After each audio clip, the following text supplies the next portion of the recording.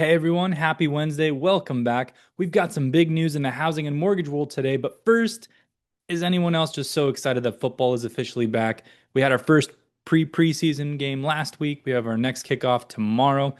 I know I'm ready for some football. I love my Cubbies. I'm so happy I'm watching every game, but man, there's nothing like the NFL. And hopefully this year, maybe some fewer holding calls. You never know. But while we wait for kickoff tomorrow, let's dive into the latest headlines today that matter to you and your buyers. Now let's talk about what the Fed's doing with the rates. You may have heard the Fed held rates steady again at 4.25 to 4.5%, which it's not a huge surprise. But here's what is surprising. For the first time in over 30 years, two Fed members dissented. Michelle Bowman and Christopher Waller, both strong contenders to replace Jerome Powell, voted to lower rates now. Why does that matter? Well, it signals that there's a real shift in internal sentiment. Even though the Fed didn't cut this time, many in the market now expect a rate cut in September, which could bring mortgage rates down before the Fed even makes it official. Currently, there's about a 45% chance of a September cut, according to CME's FedWatch. Now, this one's huge for veterans. President Trump just signed the VA Home Loan Program Reform Act, which adds a permanent option for struggling veterans to move missed payments to the end of their loan.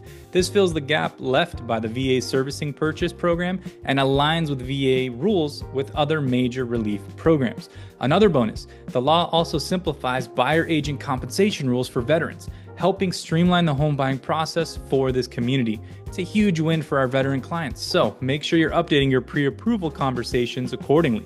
Now, this one I can't be more excited about. There's another bill, the Home Buyers Privacy Protection Act, just passed the Senate, and it's now headed to President Trump's desk. Once it's signed, it'll ban trigger leads unless the borrower gives explicit consent or has an existing relationship with the lender. This means no more spam calls or texts the second the buyer's credit gets pulled. It's great news for consumers, and it also levels the playing field a bit for us originators. Just be prepared because services are now going to get even more aggressive on their end. Now, mortgage demand ticked up a little bit last week. Purchase apps are about 2% higher week over week and 18% year over year. Refi apps jumped 5% week over week and 18% year over year. The average 30-year fixed dropped for the third straight week, down to a national average of 6.77. As rates come down, buyers are jumping in, and refi conversations, especially cash out, are gaining traction. Don't forget, 70% of refis are cash outs right now. If you've got clients with high interest debts, now's a great time to run numbers and see if it makes sense to pull some equity out. Also, for the first time in years, existing homes are more expensive than new construction. The median new home price, $410,800. The median existing home price, $429,400. Why? There's just not enough resale inventory, and builders are keeping prices down with incentives.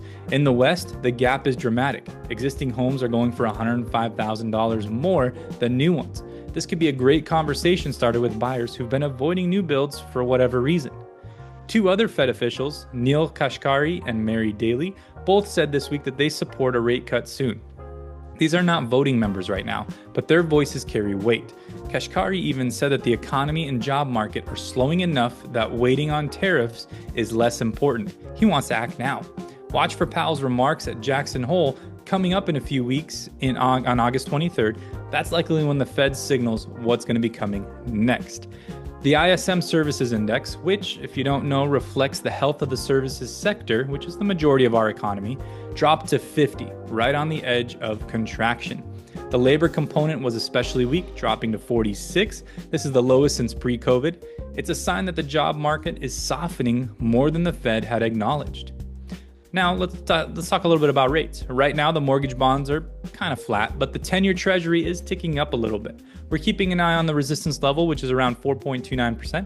If yields rise above that, we could see mortgage rates inch a little bit higher again. So make sure you're talking to your clients. Make sure you're talking to me if you have any questions about what you should do and how the rates are looking today. So to recap, the Fed didn't cut rates yet, but internal support for cuts is growing. Mortgage apps rebounded. Great time to reach out and see if a refinance or a cash out is in the books for some of your clients. VA just got a huge win with better loss mitigation tools. Trigger leads are almost a thing of the past. Couldn't be more excited. Existing homes are now pricier than new ones, which is, a little odd. And that's it. That's your update for today. That's your update for this Wednesday. Now go get ready for some NFL kickoff tomorrow, and let's help some folks get into homes this fall. As always, reach out if you have questions. I'll see you next week.